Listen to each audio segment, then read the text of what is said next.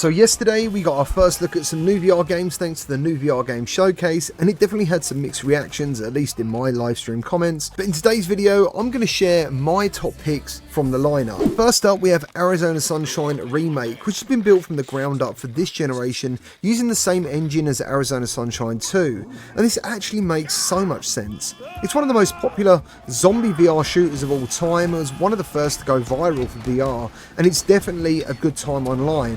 It comes with all the DLC and costs $10 to upgrade for those who have originally purchased the original. Personally, I think this is a big win for fans of the game like me who would like to return the game but are met with dated visuals, and it makes it a little bit hard to enjoy. I'm looking forward to checking this out on all platforms on October 17th. Next we have Flatout from Flatout VR Studios, which arguably had a very strong showing, especially since all the games they've shown are coming to all platforms, which is no small accomplishment. Flatout was one of my favourite driving games, which I think I originally played on the Xbox, but maybe the Xbox 360, which means it might be more associated with Flatout Ultimate. This game actually looks incredible, and PSVR2 owners and Quest owners are so thirsty for driving games currently. Really glad this one's coming. Next up, Into the Radius officially got announced as coming to PSVR2 along with the release date of September 19th.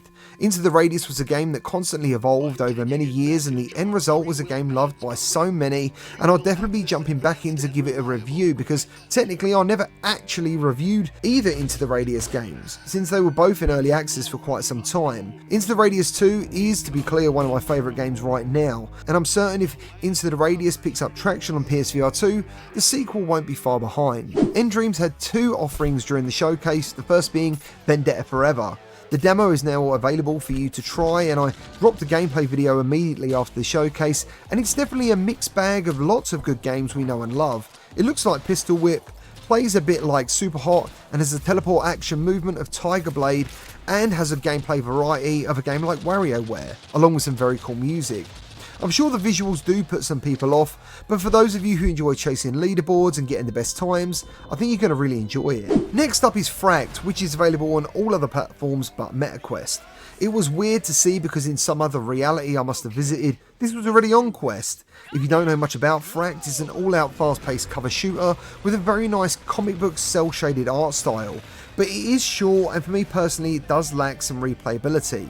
But I'm still really happy that Quest owners now get to experience it. If only Endreams would now bring Phantom Covert Ops to PSVR 2 and an enhanced version to Quest 3, because arguably it's still the best game they've ever made. Team Beef are finally bringing Wrath, Aeon of Ruin to all platforms, and for those of you like me who appreciate retro style gameplay and graphics in VR, this is exactly the game you've been waiting for. I featured it maybe last year in early access to the mod, and it's super satisfying and very fast paced, which is what I love about the modding scene. Some VR devs just want to play it safe when all I want to do is play a VR version of a game at exactly the same speed and ferocity as the original flat version. Developers Combat Waffle, who are well known for Ghost of the Boar, showed their next upcoming game called Silent North. It's a new zombie survival MMO coming to MetaQuest and PCVR. Now, knowing the team, this will be a true online fight to survival where you might be able to team up with others or kill the opposing players online.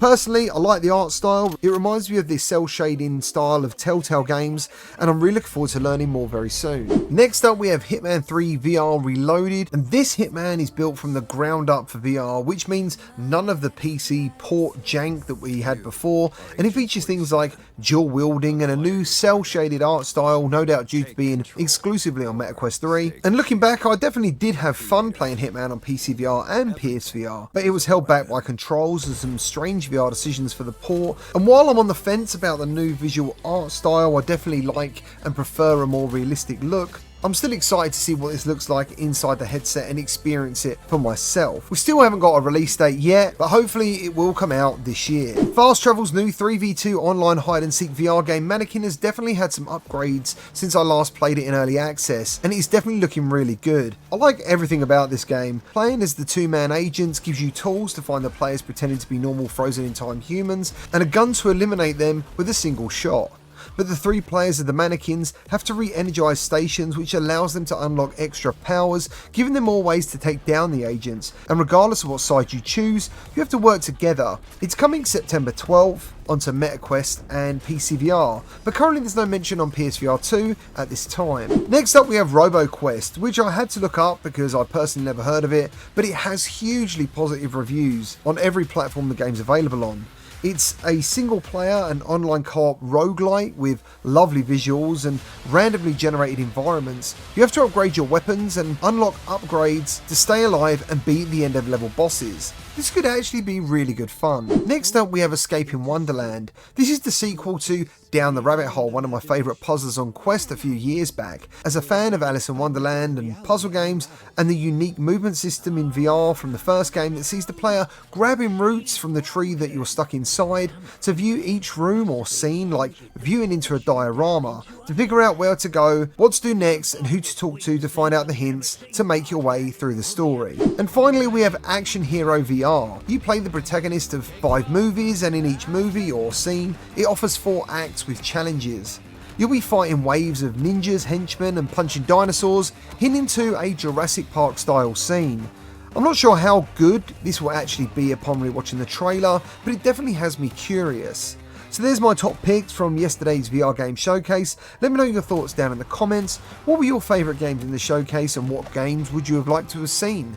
Please like and subscribe if you want to see more VR content from me, and I'll see you on the next one.